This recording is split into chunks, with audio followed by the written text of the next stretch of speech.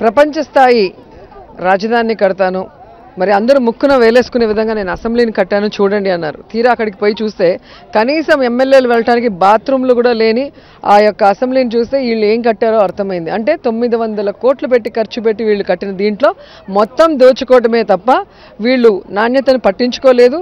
And అక్కడ శాశ్వత ఇది కాదు కాబట్టి, తాత్కాలికం కాబట్టి ఎవరు పట్టించుకోరు, ఎంత తినేసినా అనుకున్నారు. కానీ మొన్న పడిన 20 నిమిషాల వానకే వీరి దోపిడీ అంతా కూడా బయటపడిన పరిస్థితులు మనం కళ్ళారా చూస్తున్నాం. అండ్ ఎంత సిగ్గుచేటంటే ఈరోజు ఎమ్మెల్యేలు వెళ్ళి పాత్రికేయులు వెళ్తే కూడా లోపలికి రానికుండా కేవలం స్పీకర్ గారు ఆయన సిబ్బంది మాత్రం పైప్ ఎవరో కోసేశారు, అది వైఎస్ఆర్సీపీ వాళ్ళే కోసేసి ఉంటారు అని చెప్పి సిఐడి ఎంక్వైరీ చేశారు. ఇది ఎంత సిగ్గుచేటో నాకు అర్థమవుతుంది, అండ్ ప్రజలకు కూడా అర్థమవుతుంది. ఎందుకంటే ఈరోజు వాళ్ళు వేసిన ఎంక్వైరీలు మనం చాలా చూసాం. మరి తునిలో ట్రైన్ తగలబెడితే అది వైఎస్ఆర్ కాంగ్రెస్ పార్టీ హస్తం ఉందని అప్పుడు ఒక ఎంక్వైరీ చేశారు. ఏమైంది? 1.5 సంవత్సరం అయింది. వైఎస్ఆర్సీపీ వాళ్ళు తప్పు చేసినట్టు మీకు ఎక్కడైనా కనిపించిందా? అలాగే మీరు చూస్తే చిత్తూరు జిల్లాలో మేయర్ గారిని హత్య చేసిన దాంట్లో వైఎస్ఆర్సీపీ వాళ్ళని నెక్స్ట్ మినిట్ ప్రెస్ మీట్లు ఇచ్చారు. ఆ తర్వాత ఏమైంది ఏంటనేది అందరికీ అర్థమైంది. అలాగే రాజధానిలో రైతులు భూములు ఎవరైతే ఇవ్వలేదో వాళ్ళ పంట పొలాలు తగలబెట్టి అది కూడా వైఎస్ఆర్ కాంగ్రెస్ పార్టీ కుట్ర అన్నారు. తర్వాత ఏమైంది? అది కూడా కాదు అని తేలింది. ఇలా ఎక్కడ ఏది జరిగినా కూడా వైఎస్ఆర్ కాంగ్రెస్ పార్టీ కుట్ర లేదా జగన్ గారు చేయించారు అంటున్నారు. ఈ చంద్రబాబు నాయుడిని చూస్తుంటే రేపు దేవాంశ్ ఏడ్చినా కూడా ఇది జగన్ గారి కుట్రే, ఆయనే గిల్లిచ్చుంటాడు అనే పరిస్థితికి కూడా వస్తారేమో నాకు అనిపిస్తుంది. ఎందుకంటే అంత దిగజారుడు రాజకీయాలు చేస్తున్నారు. ఈరోజు మేమంటున్నాం, ఖచ్చితంగా జగన్ గారిని అంతమొందించడానికే మీరు ఏదో ప్లాన్ చేసి ఉంటారు, లేకపోతే కేబుల్ వైర్లు అంటారు, ఏసీ పైపులు అంటారు, ఏదో మొన్న వర్క్ జరిగిందంటారు. కానీ మాకు అనుమానం ఉంది ఈరోజు ఆ విధంగా అన్నీ ఊడిపడిపోయి ఆ విధంగా పైపులన్నీ కట్ అయి ఉన్నాయి అంటే ఖచ్చితంగా జగన్ గారు రేపు అసెంబ్లీకి వస్తే ఆయన ఏదో చేయడానికి మీరు కుట్రపన్నారు.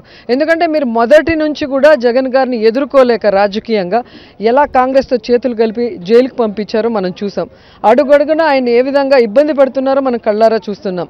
ప్రజలకి అండగా నించొని మొన్న దివాకర్ ట్రావెల్స్ విషయంలో కలెక్టర్ గారితో మామూలుగా మాట్లాడితేనే నాన్ బెయిలబుల్ కేసు పెట్టి ఆయన్ని తొక్కేయాలన్న ప్రయత్నం చేస్తున్న మీరు షార్ట్ సర్క్యూట్ చేసి ఆయన ఏదో చేయాలన్న భయం ఈరోజు అందరిలో ఉంది వైఎస్ఆర్ కాంగ్రెస్ పార్టీలో.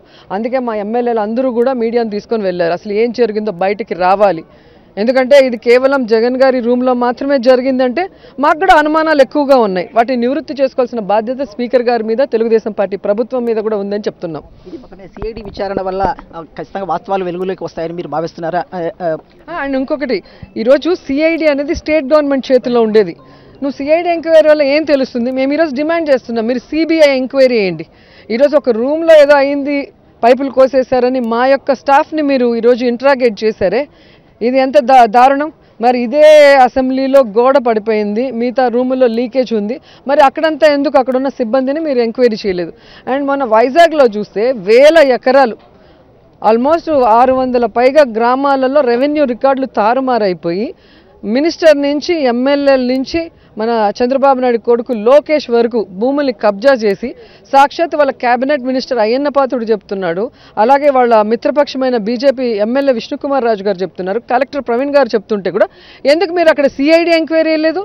మేము డిమాండ్ చేస్తున్నా సిబిఐ ఎంక్వైరీ లేదు. ఇక్కడ ఒక పైపు విషయంలో మాత్రం నానా రాద్ధాంతం చేసి జగన్ గారి మీద తప్పుని రుద్దాలన్న ప్రయత్నం చేస్తున్నారు. అంటే ఇక్కడ మీరు కుట్ర పన్నారు మమ్మల్ని ఏదో చేయటానికి, అందరం అక్కడే ఉంటాం కాబట్టి.